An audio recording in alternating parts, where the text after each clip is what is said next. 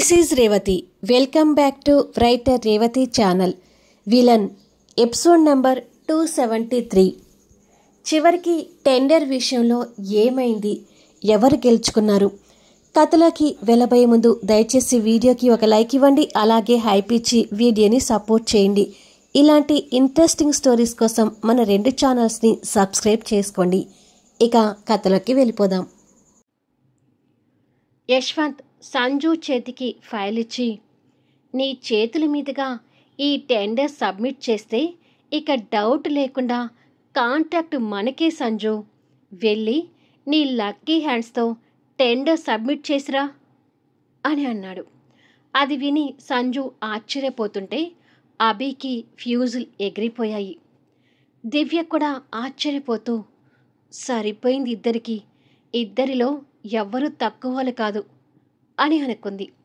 సంజు అర్థం కానట్టుగా అభి వైపు చూస్తుంటే, టెండర్ సబ్మిట్ చేసి రమ్మంటే నీ స్నేహితుడి వైపు అలా చూస్తున్నావేంటి సంజు అన్నాడు యశ్వంత్ అభి వైపు సైడ్గా ఒక లుక్ ఇస్తూ. ఇదేంటి యశ్వంత్, నన్ను ఇలా ఇరికిస్తున్నావు అంది సంజు. ఒక అన్నయ్యే నిన్ను ఇరికించడం లేదు వదినా, నీ స్నేహితుడు కూడా నన్ను ఇరికించాడు. నా చేతుల మీదుగా టెండర్ సబ్మిట్ చేయాలని ఈ మెంటలోడు నన్ను తీసుకొచ్చాడు అంది దివ్య మొగుడిని కోపంగా చూస్తూ. యశ్వంత్ ముందు మెంటలోడు అన్నందుకు అభి దివ్య వైపు ఉరిమి చూస్తుంటే, ఓహో అదా సంగతి, అందుకేనా ఈ టెంపరోడు నన్ను రప్పించాడు అంది సంజు యశ్వంత్ వైపు తను కూడా కోపంగా చూస్తూనే. ఏయ్, నువ్వు ఇలా టెంపరోడు అని పిలిచి ఈ టెంపరోడి టెంపర్ని ఇంకా పీక్స్లోకి తీసుకెళ్లకు. ముందు వెళ్ళి టెండర్ సబ్మిట్ చేసిరా అన్నాడు యశ్వంత్ కొంచెం కోపంతో. అక్కడ జరుగుతుంది చూసి ఆదిత్య అవాకవుతూ, అయ్యో చివరికి ఎవరికి ఎవరు తగ్గేలాగా లేరు అని మనసులో అనుకుంటూ భయపడుతున్నాడు. సంజు ఆ ఫైల్ తీసుకోవడానికి ఇబ్బంది పడుతుంటే యశ్వంత్ మీద కోపంతో అభి ఆల్రెడీ దివ్య చేతిలో ఉన్న ఫైల్ గుంజుకొని, మన కంపెనీ టెండర్ నువ్వేమీ సబ్మిట్ చేయాల్సిన అవసరం లేదు దివ్య, ఈ టెండర్ నేనే సబ్మిట్ చేసుకుంటాను అని చెప్పి అభి కౌంటర్ దగ్గరికి వెళ్ళాడు. అది అలారా బామర్ది దారికి అని యశ్వంత్ మనసులో అనుకున్నాడు. అందరూ చూస్తూ ఉండగానే అభి ఫైల్ సబ్మిట్ చేసి బయటకొచ్చాడు. ఇప్పుడు అందరూ యశ్వంత్ వైపు చూస్తుంటే ఇక యశ్వంత్ కూడా ఫైల్ సంజుకి ఇవ్వకుండా డైరెక్ట్గా వెళ్ళి సబ్మిట్ చేసి వచ్చాడు.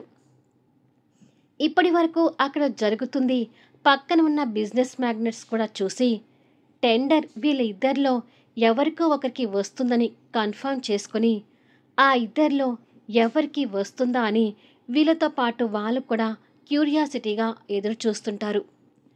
యశ్వంత్ అభి ఒకరికొకరు ఉరిమి చూసుకుంటూ ఉంటే ఆదిత్యతో పాటు సంజన దివ్యకి టెన్షన్గా ఉంటుంది. ఇలా కొద్దిసేపటికి టెండర్ అనౌన్స్మెంట్ వినిపిస్తూ, టెండర్ విన్నర్ ఈస్ నక్షత్ర గ్రూప్ ఆఫ్ ఇండస్ట్రీస్ అని వినిపిస్తుంది. అది విని అభి బేలమొహం వేస్తే, యాహూ అంటూ యశ్వంత్ సంతోషంతో ఎగురుతున్నాడు. వావ్ అన్నయ్య మనకే వచ్చింది అని ఆదిత్య కూడా సంతోషపడుతున్నాడు. కానీ అభి మొహం చూస్తున్న దివ్య సంజు మాత్రం బాధపడుతుంటారు. మళ్ళీ అంతలోనే ఆదిత్య కూడా అభి గురించి బాధపడుతుంటాడు. ఛ, ఈ టెంపరోడి మీద ఎప్పుడు గెలవలేకపోతున్నాను అని అనుకున్నాడు అభి.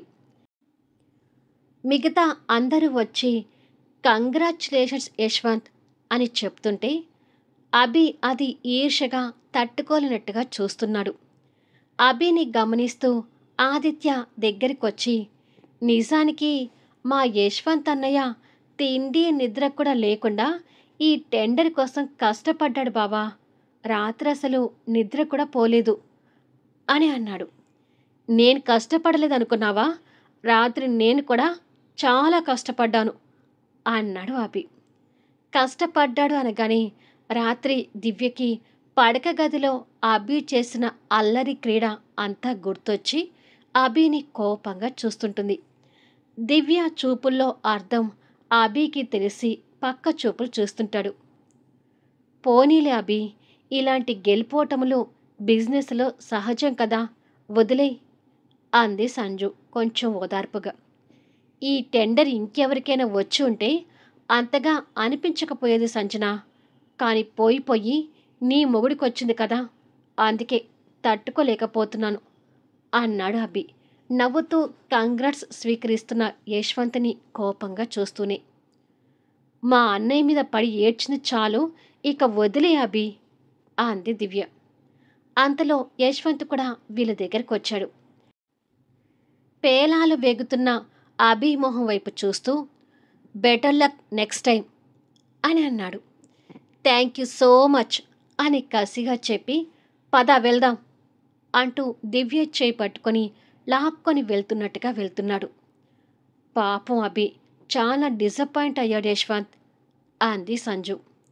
బిజినెస్లో ఇవన్నీ అలవాటు చేసుకోవాలి అన్నాడు యశ్వంత్ కోపంగా వెళ్తున్న బామర్దిని చూస్తూనే. అలా అభి దివ్యని తీసుకుని కార్ దగ్గరికి వెళ్ళి కార్ డోర్ తీయబోతుండగా ఒక బిజినెస్ పర్సన్ వచ్చి, టెండర్ మీకే వస్తుందని 100% గెస్ చేశాను అభి, కానీ టెండర్ ఎలా మిస్ అయిందో ఒకసారి బాగా ఆలోచించు అని అన్నాడు. ఆ మాటకి అభి దివ్య ప్రశ్నార్థకంగా అతని వైపు చూస్తుంటే, నాకు తెలిసి ఈ టెండర్ దక్కించుకోవడంలో ఆ యశ్వంత్ ఏమైనా ఫ్రాడ్ చేశాడేమో అని అనుమానం వ్యక్తం చేస్తాడు అతను. ఆ మాటకి ఇద్దరు ఆశ్చర్యంగా అతని వైపు చూస్తున్నారు. యశ్వంత్ ఏదో ఫ్రాడ్ చేశాడు కాబట్టే టెండర్ అతనికి దక్కి ఉండొచ్చు. ఏమైనా యశ్వంత్ చెల్లెలు భర్తని మోసం చేయటం కరెక్ట్ కాదు కదా అన్నాడు ఇద్దరి మధ్య పుల్లలు పెట్టాలని ఉద్దేశంతో. మిస్టర్, ఏం మాట్లాడుతున్నావు నువ్వు అన్నాడు అభి కోపం తెచ్చుకుంటూ. ఉన్నదే మాట్లాడుతున్నాను అభి, నిజంగానే యశ్వంత్ టెండర్ అడ్డదారిలో వెళ్ళి సంపాదించుకొని ఉండొచ్చు.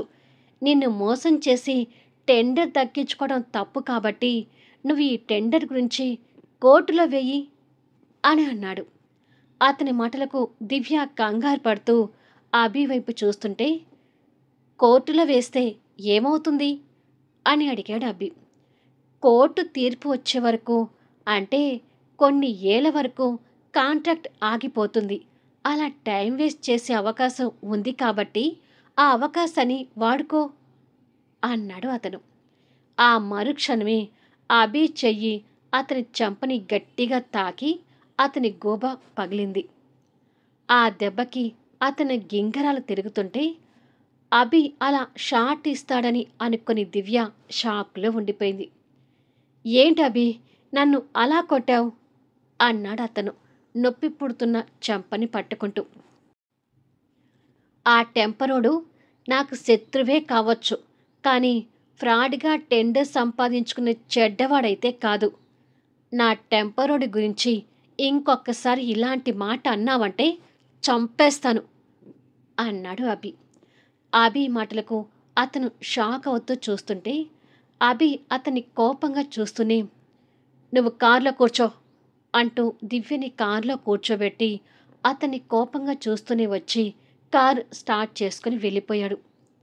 అభి డ్రైవ్ చేస్తుంటే పక్కన కూర్చున్న దివ్య కొత్తగా చూస్తూ, మా అన్నయ్యని అంత సపోర్ట్ చేశావేంటి అభి అని అడిగింది. ఏయ్, అతను మీ అన్నయ్య అని నాకు తెలియక ముందే అతను నా శత్రువు.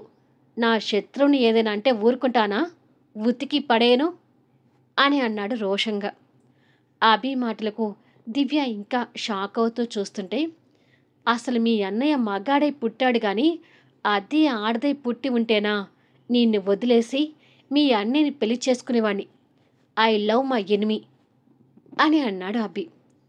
అభి డైలాగ్స్కి దివ్యకి షాక్ మీద షాక్ తగిలి వాళ్ళ శత్రుత్వాన్ని ఎలా అర్థం చేసుకోవాలో తెలియక బిక్క మొహం పెట్టుకుంటుంది. ఇక యశ్వంత్ అభితో మాట్లాడిన అతన్ని షర్ట్ కాలర్ పట్టుకొని మరొక చెంప పగలకొడుతుంటే ఆదిత్య, సంజు కంగారుగా చూస్తున్నారు. అంటే అప్పటి వరకు అక్కడ ఏం జరిగింది అనేది వాళ్ళు కూడా చూశారని అర్థం. నన్ను వదలండి యశ్వంత్ గారు అని అంటున్నా యశ్వంత్ ఇంకొక చెంప కూడా పగలకొట్టి, నిన్ను పంపించిన ఆవిడికి చెప్పు, నేను నా ప్రియమైన మెంటలోడు ఎక్కడ కలుస్తావేమో అని ఆవిడ భయపడుతుందేమో, కానీ మేము ఎప్పటికీ కలవమని, ఎప్పటికీ బద్ధ శత్రువులాగానే ఉంటామని ఆ షీలాకి వివరంగా చెప్పు అని ఇంకొక దెబ్బ కొట్టేసరికి అతను వెళ్ళి షీలా దగ్గర పడి, అమ్మో, వాళ్ళు శత్రువులో మిత్రువులో ప్రేమికులో నాకు ఏమీ అర్థం కావట్లేదు. నీ మాటలు విని నేను ఇద్దరి చేత దెబ్బలు తిని వచ్చాను అని అన్నాడు. అనుకున్నది జరగనందుకు షీలా విరక్తి చెందుతూ, ఛ, వాళ్ళిద్దరి మధ్య ఇంకా శత్రుత్వం పెంచుదామని అనుకుంటే వారు శత్రువులుగా ఉంటూనే ఒకరికొకరు ప్రేమించుకుంటున్నారన్నమాట అని అంది. మీరు ఏమైనా అనుకోండమ్మా, వాళ్ళిద్దరూ ఒకరికొకరు ప్రేమించుకుంటున్నా తూర్పు పడమరలాగా ఎప్పటికీ కలవకుండా దూరంగానే ఉంటారు. ఇది మాత్రం అక్షరాల నిజం అని అన్నాడు. షీలా అసహనం చెందుతూ, యశ్వంత్ని ఏ రకంగా బాధ పెట్టాలో తెలియక నిన్ను పంపిస్తే నువ్వు కూడా చేసి వచ్చింది ఏమీ లేదు అంది షీల. వారిని ఏమీ చేయలేమని ఇప్పటికైనా అర్థం చేసుకోండమ్మా. మీ నాన్నలాగా ఆలోచించి ఆపదల పాలు కాకుండా మంచితనంతో ఉంటేనే మంచిదని నా అభిప్రాయం అన్నాడు అతను. నీ ఉచిత సలహాలు ఆపి ఇక వెళ్ళిపో అంది షీల. వినకపోతే నీ కర్మ అని చెప్పి అతను వెళ్ళిపోయాడు. రాకేష్ జ్యూస్ తాగుకుంటూ అక్కడికి వచ్చి, మీ నాన్న జైలు పాలయ్యాక కూడా ఇంకా ఇలాంటి ప్లాన్స్ వేయటం దండగా అని నీకు ఇంకా ఎందుకు అర్థం కావట్లేదు షీలా అని అన్నాడు. మిస్టర్ రాకేష్, నువ్వు మారిపోవచ్చు కానీ నేను ఎప్పటికీ మారను అంది షీల. జగదాంబ అక్కడికి వస్తూ, మారకపోతే నీ కర్మ, మీ నాన్నతో పాటు నువ్వు కూడా జైలుకి వెళ్ళటానికి సిద్ధంగా ఉండు అని అంది. షటప్, అసలు మీ అమ్మ కొడుకు ఇంకా ఇక్కడ ఎందుకున్నారు? మీ చెన్నై మీరు వెళ్ళిపోండి అంది కోపగించుకుంటూ. ఆ మాట మీ నాన్నతో చెప్పించు, వెళ్ళిపోతాను అన్నాడు రాకేష్. మా నాన్నతో చెప్పించడమేంటి? నేను చెప్తున్నాను కదా, మీరిద్దరూ నా ఇంటి నుంచి వెళ్ళిపోండి అంది షీల. మేము వెళ్ళిపోతే వెధవ ప్లాన్స్ వేసి మీ నాన్నలాగా నువ్వు చిక్కుల్లో పట్టానికా అన్నాడు రాకేష్. నేను చిక్కుల్లో పడినా పర్వాలేదు, ఆ యశ్వంత్ లైఫ్ మాత్రం కొలాప్స్ కావాలి అని అంది. అని కలలు కంటూ కూర్చో, అవి ఎప్పటికీ నిజాలు కావు అని రాకేష్ కోపంగా చెప్పి సగం తాగిన జ్యూస్ గ్లాస్ తన చేతికిచ్చి తల్లిని తీసుకుని వెళ్ళిపోయాడు. ఆ ఎంగిలి గ్లాస్ తన చేతిలో ఉండటం సహించలేక దాన్ని నేలకేసి కొట్టి, చాలా ఎక్కువ చేస్తున్నాడు అని రాకేష్ను తిట్టుకుంది. ఇలా రోజులు గడిచిపోతుంటాయి.